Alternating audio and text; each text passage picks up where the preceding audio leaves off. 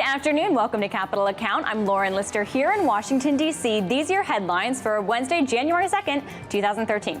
Happy New Year! It's 2013. We're back. Let's reflect on some of the economic predictions that never came to be last year so our thinking can progress. Pragmatic capitalist Colin Roche is here to explain why some folks were wrong about inflation, as an example, and what the Fed's overly optimistic past predictions mean for its future guidance. And we have heard about it ad infinitum. The Senate strikes a deal on the fiscal cliff, but not before we've officially fallen off the cliff. It just passed. 217 votes. No more time remaining. It is now passed the House. You, our dear smart viewers, I'm sure already know about the deal Congress reached and that it leaves lawmakers wrangling again in a couple months over the debt ceiling and the spending cuts that they delayed. But when it comes to the reported $600 billion over 10 years in new revenue this deal is said to raise, never mind the new deficits it creates, what does that kind of money buy anyway? We have a reality check. Plus, why is the government involved in keeping the price of milk low? Part of the fiscal cliff deal involved averting what some have dubbed a dairy cliff. We'll discuss, and while we're on cliffs, we have 5 phrases we'd like to retire this year. That's in loose change. Let's get to today's Capital Account.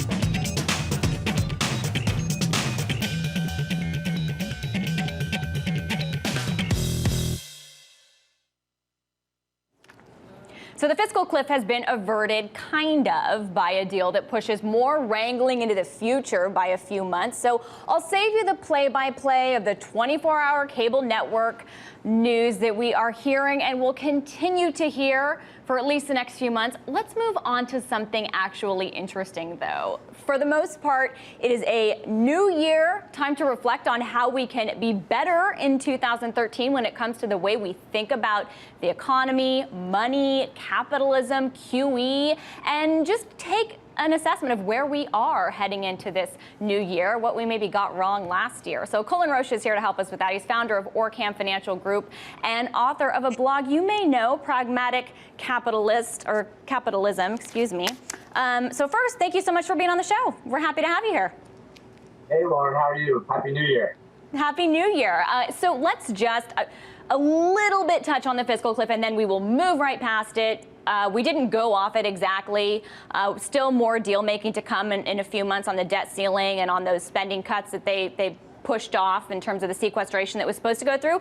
We do have some tax hikes. We do have some permanent Bush tax cuts. I don't know. What's your takeaway on this deal?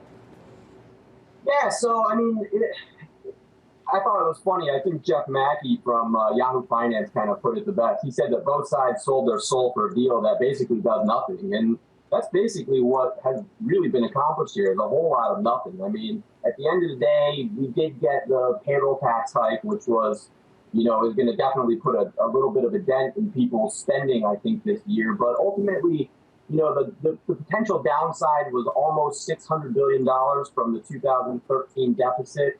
We're going to get something in the range of maybe a little more than 200 billion this year. So it's a hit, but it's not a humongous hit. And I think that ultimately the 2013 deficit is still going to be something in probably the 900 billion plus to maybe still over $1 trillion range. So, we're not talking about something that is, completely economically altering in terms of the budget deficit or anything in the coming year. So right. It looks like it was a lot of screaming over a whole lot of nothing. Yeah.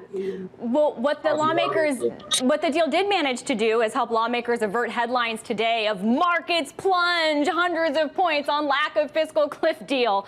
But as you said, the actual meat is really nothing to write home about. So let's talk about something more interesting. Anytime these kind of discussions come about the fiscal cliff or or whatever it may be when we're talking about prescriptions for the economy, we hear plenty of ideas about what it takes to stimulate the economy or help the economy improve, whether it's that the government needs to spend to make up for what the consumer isn't spending, or whether it's the government, no, it needs to cut spending to shore up the budget and get rid of some of these deficits or the magnitude of them, or that you need tax cuts to stimulate the economy. Now, all of these are driven by economic theory, by economists and their models, but you argue that there's kind of a core problem, which is that you can't really separate policy prescriptions from ideology of whoever that economist is or that school of thought is that's giving the policy prescription. So how so? Like, explain this, and also, where does reality fit in? Right. So, this is one of my big problems with the sort of the state of current economics, is that what you basically have in the field of economics is you have this institution that is made up of really just two schools. It's the freshwater school, they call it, and the saltwater school. And this is basically the guys that are in Chicago, who are the freshwater guys, and then you've got the saltwater guys, who are basically all the East Coast guys, all your Harvards and Yales and MITs. And these two schools really dominate the entire field of economics. And if you're not in their paradigm, basically, you're basically outside of the entire economics discussion for all intents and purposes. And I think that the problem with these two schools primarily is that the way that they frame so much of their discussion is basically around a policy agenda, around a political ideology for the most part. The Chicago guys tend to be a little bit smaller government. They tend to be more Fed-based. They tend to kind of focus on monetary policy. And the saltwater guys tend to be more fiscal policy driven. They're new Keynesians.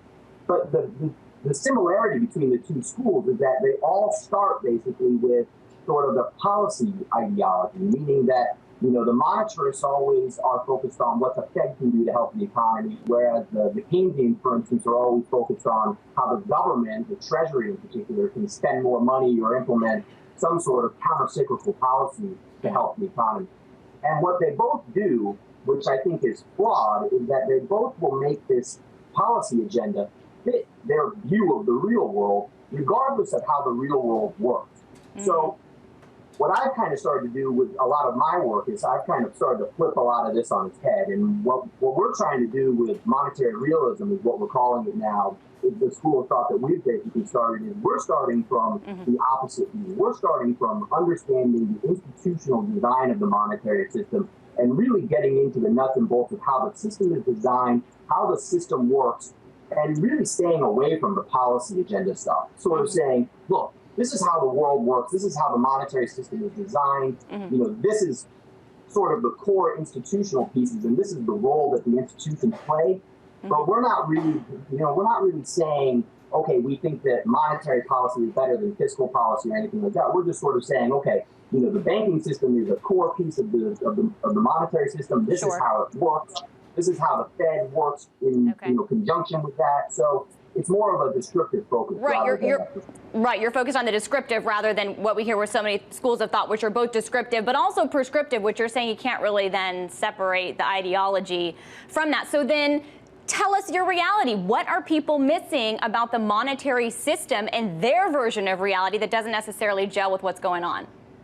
Yeah, so I think that the biggest thing that is missing, especially for most of the current economic models, is a banking system in essence. It's funny that both the saltwater schools and the freshwater schools, they really don't include a banking system in their economic models for the most part. So it's funny, our work basically focuses mostly on the banking system because the banking system is sort of, credit is the lifeblood of a fiat monetary system. It is the primary form of money, and the money is created primarily by, the money supply has been privatized to an oligopoly, basically, of private entities that we call banks. And they create money by creating loans. And they do this in large part without any government constraints. So the banks have an enormous amount of power in our monetary system. And the flaw with a lot of modern economics today is that they just have no focus at all on this core piece. It's like a doctor who is trying to understand the human body and completely neglects the circulatory system. Right. How can you understand how the brain works or, any of the internal organs work if you don't understand how the circulatory system works? And that's what the banking system is. The banking system is basically, the circulatory system, because it's the way now that all transactions are essentially performed in our modern monetary system. Sure. And when the circulatory system isn't performing well, the Fed comes in and is, I don't know what you would compare the Fed to, the doctor that then supports the circulatory system, gets the blood pumping, or so we're led to believe. So you...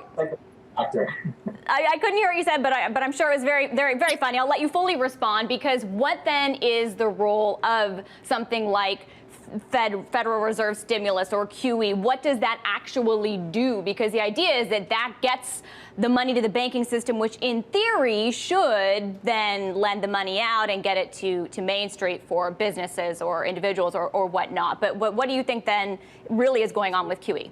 So the Fed is a weird sort of entity, because the primary purpose that the Fed actually serves is really as sort of a watchdog over the payment system. The Federal Reserve System, if you actually go back to the way that it was designed, it actually basically brought banking into one marketplace. And that's what we call the interbank marketplace now. And this basically, it really, for all intents and purposes, it smooths the settlement process in terms of the way that we all settle our payments. So, if I buy something if I go out and buy a new car and I bank at, JP Morgan and the auto dealership banks at Bank of America, the two banks can settle their payments almost as if they're the same bank. So the Fed serves as sort of as a cohesive entity that makes the settlement process very smooth. We didn't have that in the 1800s, and it was the cause of a lot of disruptions in the payment system. Right. But what's really evolved primarily in the last 50 years, is the Fed as this implementing itself into the interbank market in various ways to actually have an influence on the economy itself, rather than just serving as sort of this institution that sees over the payment system. It's now kind of injected itself into actually having an impact on policy. And, things like quantitative easing are, I think that these sorts of policies are misguided, because when you get down to what the monetary system is really made up of, it's really a credit-based monetary system. And what the Fed does primarily through QE is, I think it promotes bad behavior, because what you have in the modern system basically is really two uses of credit. You have productive uses of credit and you have unproductive uses of credit. Productive uses of credit are, like investments, businesses that draw on a line of credit to pay their employees, to make investments for research and development. And then you have all these unproductive uses of credit that are basically just, they cause price inflation or temporary inflation, they cause temporary asset bubbles, and that's the more speculative forms of credit use. Things like going on margin to buy stocks or real estate. And the Fed, through QE, is promoting this sort of unproductive use of credit, which I think in the long term has more negative impact on the economy than anything positive. I hear you there. When we get back, we're going to go to break, but I want to talk more about the ways in which the monetary system is misunderstood and has perhaps lent itself to wrong predictions that we've seen in the past year or so. So more with Colin Roche in a minute. Also still ahead, how many days worth of U.S. spending can the projected new tax revenue from the fiscal cliff deal pay for? Take a guess. Do not Google it. We'll tell you after the break and put the fiscal cliff deal in context, plus more with our guest Colin Roche, too. First, your closing market numbers.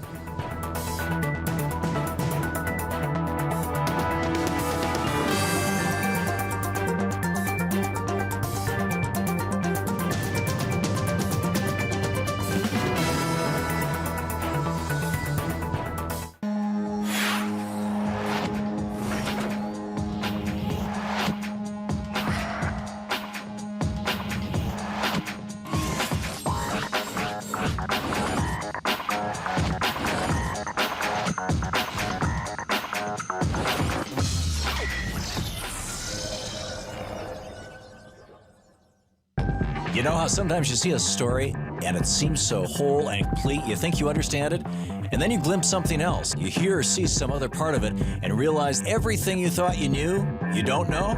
I'm Thom Hartmann. Welcome to The Big Picture.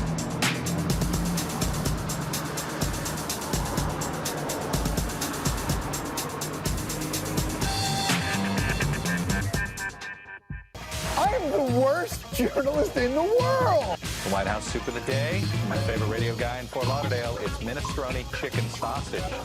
I want you to watch what we're about to do because you've never seen anything like this on television.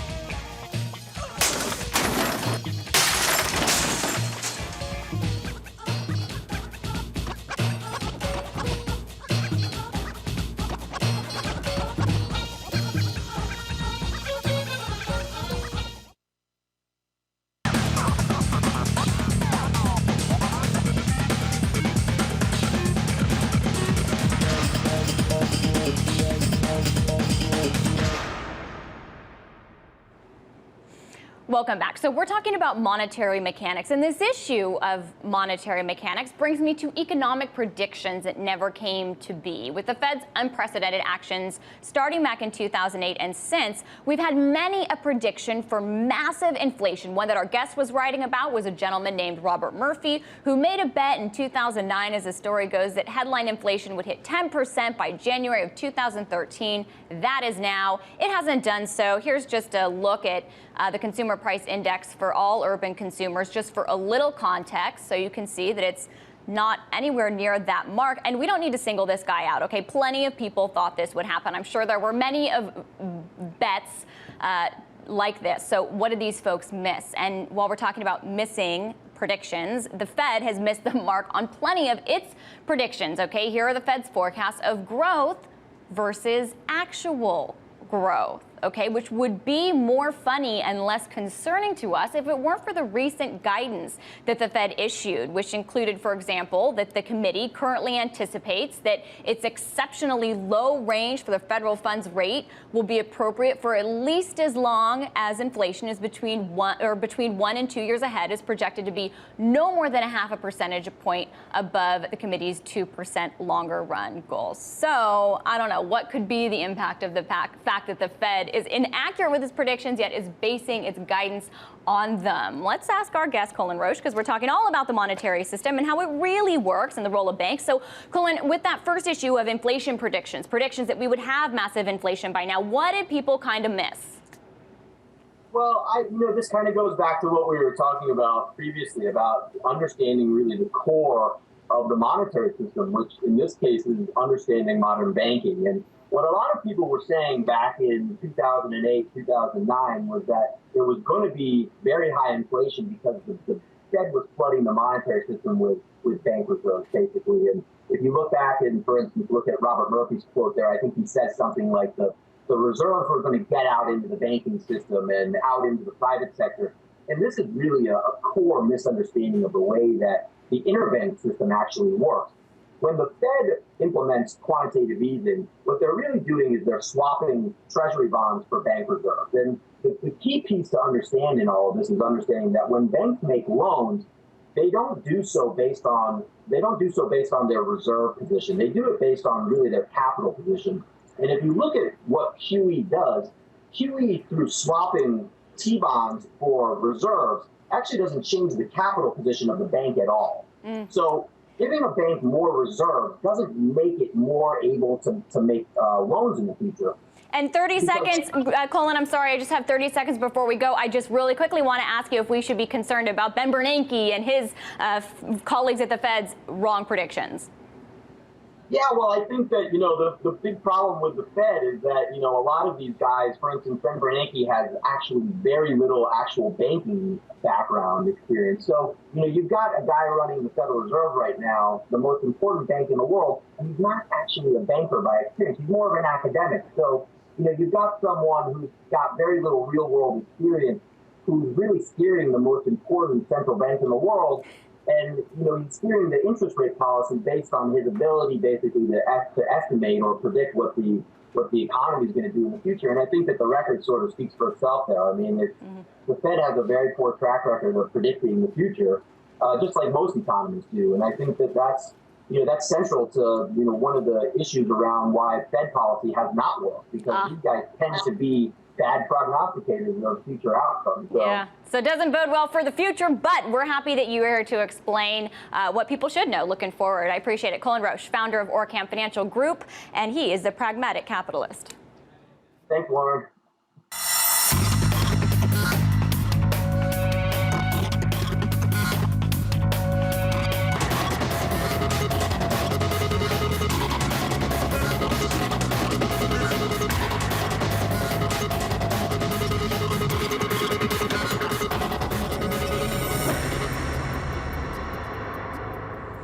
right, it's time for a reality check. I think it's fair to say more political theater lies ahead when it comes to the fiscal cliff deal.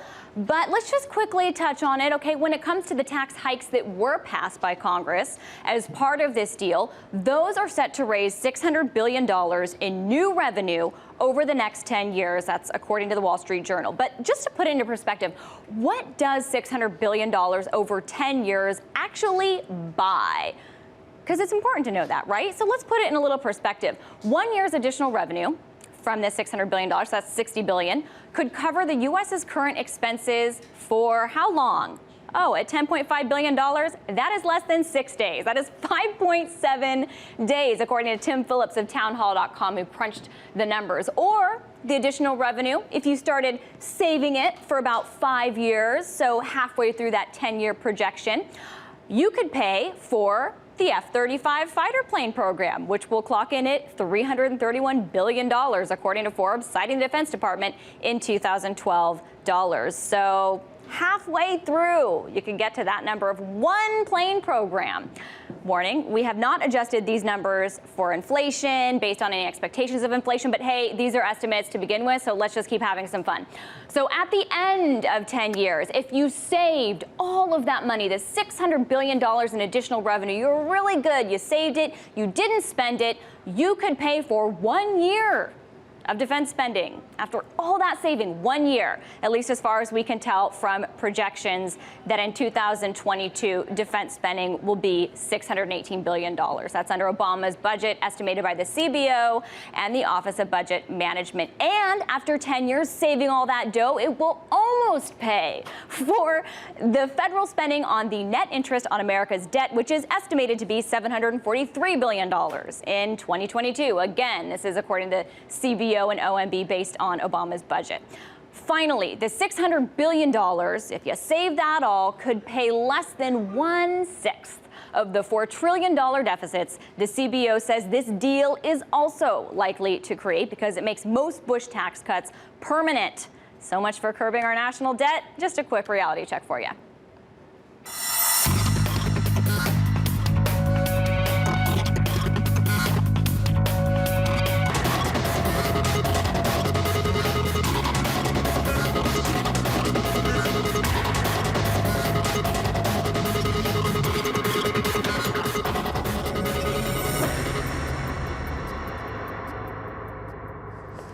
All right, let's wrap up with loose change. Dimitri. Hi, Lauren. Lest we get so fatigued from cliffs, let's talk about one more because there was another cliff that lawmakers worried about this week, the dairy cliff. One provision of the measure passed by the Senate avoids the so-called dairy cliff. It extends portions of an expired farm bill through September, so that will prevent milk price increases. Without the legislation, we mentioned this to you yesterday, milk prices were expected to double up to $8. Why is the government involved in subsidizing the price of milk? Milk is not even good for you. We are the only mammals that drink our own milk. This is not a good thing to be involved in, not that the government should be involved in the prices of anything.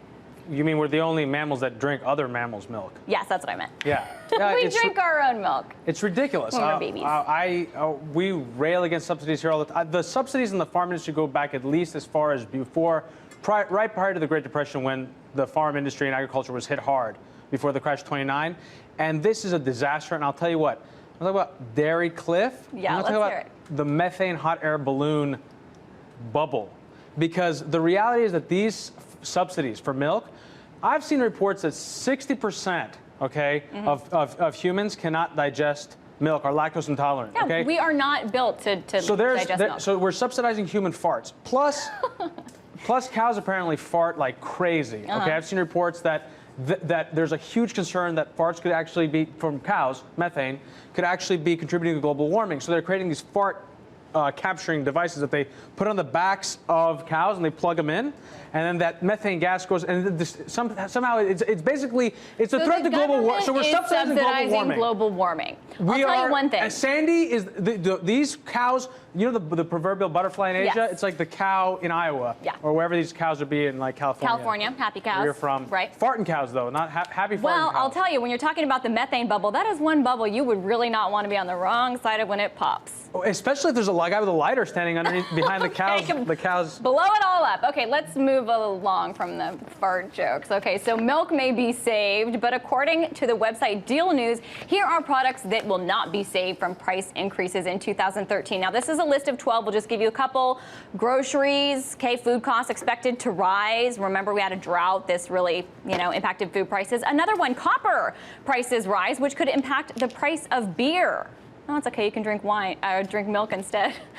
College, according to the College Board Advocacy and Policy Center, tuition will increase because I guess Uncle Sam can't subsidize in-state institutions as much. And shipping, UPS, FedEx announced that consumers can expect 4 to 5% hikes in shipping costs this year. So milk is saved, but these are not. The copper calculation was based on the fact that now it can be speculative with like the JP Morgan ETF. I don't know if you're particularly worried about any of these particularly I'm worried about the one that price I'm increases. worried about the one that you're about to tell us about, Lauren. I want to talk about that one. I want to talk about the one that was saved. We price already increase did. that was saved. Milk. Right. No, I'm sorry. What's the next? Oh man, I didn't even. What, did you memorize lines? No, man, I didn't memorize any lines. It's that's just, hilarious. I'm still in a different gear. You're still It on takes a long vacation. time to get from second or first up to fifth gear. Okay, it's okay. You nailed it the first time Jesus. around. All right, let's go. What do we have another good story? Okay, There's a third story that's because good. in 2012, we had so many phrases that we heard over and over again. Oh God, what do we? Reverse the effects of the fiscal cliff. So-called dairy cliff. I don't want to use this phrase, but kick the can down the road. Tax credits from the stimulus in 2009. The possibility of there being too much austerity. The patriotic thing for them to do is to pay their fair share. So we have 6 phrases that we would really like to retire in 2013. Cliffs of any kind. Dairy cliffs, fiscal cliffs, patent cliffs, earnings cliffs, no more. Kicking the can down the road. If I hear that one more time, I'm going to, I don't know. Jump off a cliff. Yes, jump off a cliff with a can in my hand, so it can't be kicked. Stimulus, we need it, we don't need it, blah, blah, blah. Austerity, oh gosh, austerity protests, blah, blah, blah. And paying their fair share, what does that even mean? And this one is a wild card for Dimitri. Because me and Lauren were arguing, I don't think it should be policy. Dimitri, policy is just a normal word in the dictionary. It's not it's a become a happy phrase. disgusting word that makes me want to vomit all over myself. Why? Because you got guys that go on TV all the time like, we have to adjust this policy. We got to tweak this policy. So maybe policy it's a sick word. No, it would just be makes better. me like sick. Ben The whole word. Bernanke doesn't have any policy tools The left. entire word is disgusting. I'm sick of policy. Policy makers, policy Unleash wants. the methane I don't want any more bubble policy on anymore. policy. No more policy. I don't want policy. I just want markets. Let's get some markets in here. Yeah. We don't have prices. Okay, we're out of time. I gotta go. I gotta say goodbye. Thank you so much for watching. Be sure to come back tomorrow. Until then, have a great night.